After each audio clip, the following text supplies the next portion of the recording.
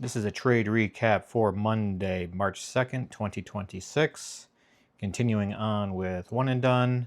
This was number 23 of 30, and it finally happened. I got stopped out this morning for, again, a normal size loss, but it's one of those things where it does happen. So there's something that's a little bit different on this one, but it's also, again, a good lesson there as to why you respect your stops, and probably some other thoughts on maybe some adjustments going forward, or maybe in the next phase. But before we get into all that, let's talk a bit about coaching and mentoring. If you are new or struggling when it comes to day trading and you do not have a coach or mentor, I highly recommend that you get one. Trying to navigate these waters by yourself, while is theoretically possible, the amount of time, effort, and money you will put into doing so generally is much more than hiring or partnering with a competent coach, one that has a proven track record and the experience necessary, that is all documented. Again, someone you know is valid. So with that being said, this is the gentleman I learned from. This is Pat Mitchell. He runs a service called Trick Trades. You can find his website at tricktrades.com, as well as his YouTube channel over at Trick Trades. He has been into the markets for over a decade now, and he proves day in, day out that you can actually do this. You can make a living at this as a professional level day trader. Now, we all have to start somewhere, so we all start more or less as account builders until we can build ourselves up in terms of the size of our accounts, as well as the experience and the mentality and the discipline. And that's what he focuses on, is the mentality, discipline, the process, strategy, all of that. And the growth of your account is the byproduct of mastering these things. I highly recommend him. I've used him for damn near 2 years now, and it is very apparent that he knows what he's doing. And I have no, again, qualms with taking his direction advice whenever he is giving it. So if you are interested in that, look down in the description below. You'll find a link to the services and the memberships and everything like that. And like I said, if you need a sampling of the kind of information he puts out there, feel free to jump over to his YouTube channel, and you can peruse any number of the 1,700 videos he has up there. And he will, again, let the information kind of speak for itself, as well as his experience. And with that being said, let's get into the charts and this morning's trade. All right, so here are our charts. If you're new here, this is the daily chart here on the left. And in here in the middle is the 1 minute intraday charts. And then I usually have my order management and execution here on the right. For whatever reason, it likes to slip behind, even though it's pinned to stay on top.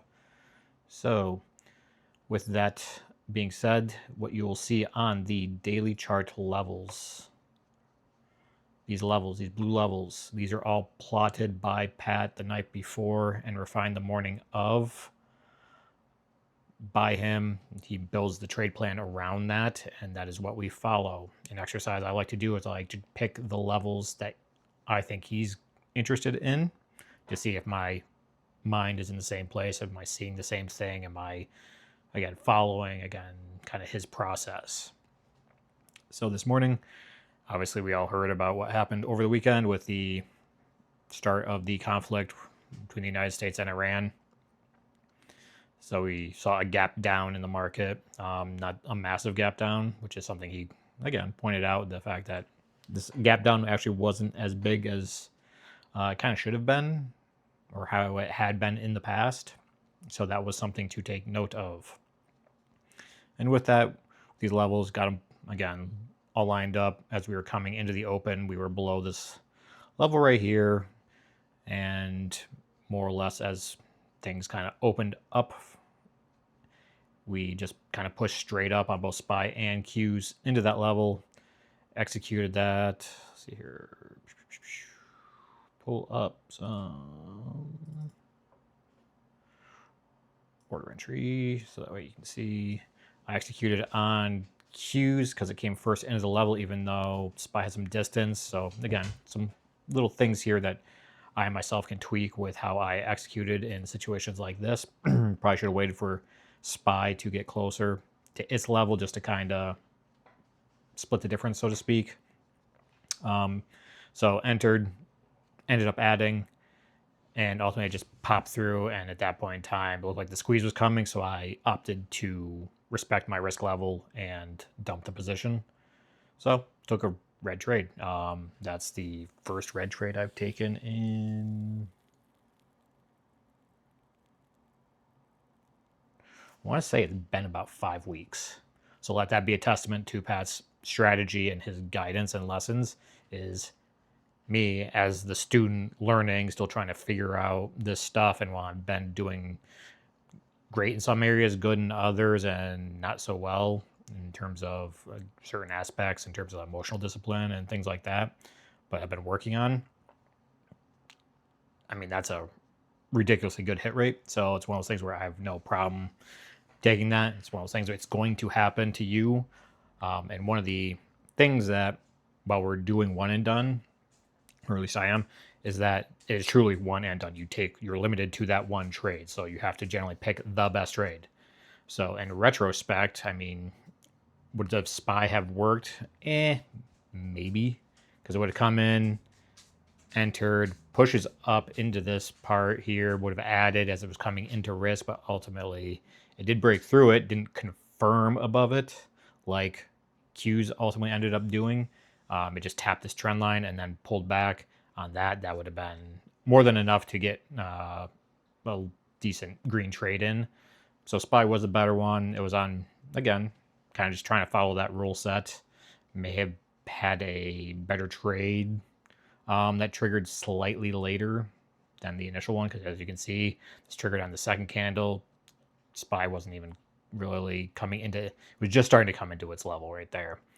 So again, it's just one of those things where how things lined up and how things triggered, okay, it happens, and you just move on with your day.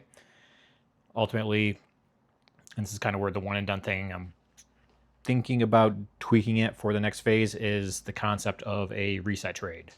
So when this kind of situation happens, usually you want to take a reset trade to get yourself back green, so long as that reset trade is planned for and is valid. That's the big thing. You don't just fire off randomly to see what happens, because that's completely undisciplined. It's not what you should do. It's not professional. So we should have, again, if you were in the situation where you're allowed to take more than one trade, and this is like the one exception, like I said, I'm going to probably end up making the next phase, is that if this situation plays out again and there is a valid reset trade planned, I'm going to allow myself to take it to basically wipe out that loss, because as we can see, SPY, again, eventually works its way up into the reset level, and it doesn't get all the way there. It gets to about 65 cents of it, starts having some trouble, makes another go at it right in here, and that's kind of what you'd be looking for.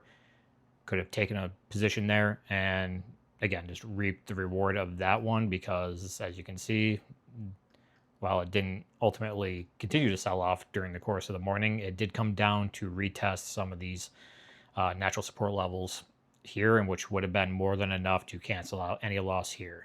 And that's kind of the point of a reset trade. It's not meant to make you, again, a boatload of money. It's simply meant to minimize the damage of a prior loss.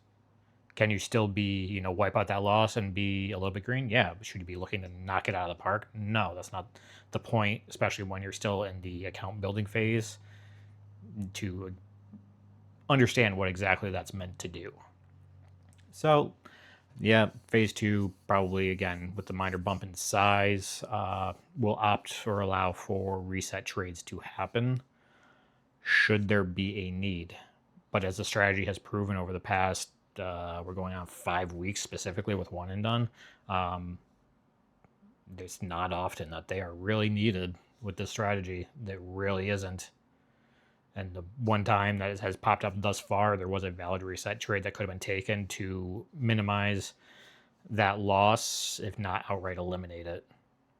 So it's just one of those things. And this is, again, as you're growing, you're in that small account growing into larger account kind of phase of things. Sometimes it's what you have to do, it's what you have to live with, and that's okay. It's all part of this process. You get more and more pieces of the puzzle, you put them together, and ultimately you can do more with the opportunities that the market presents on a daily basis.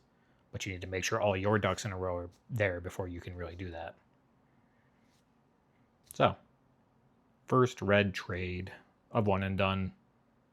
Not bad. 1 out of 23. Not bad at all. Again, with the proper sizing, you didn't oversize. The damage is nothing that you can't easily live with and recover from within the next, again, few green trades. So, with that being said, that is all I have.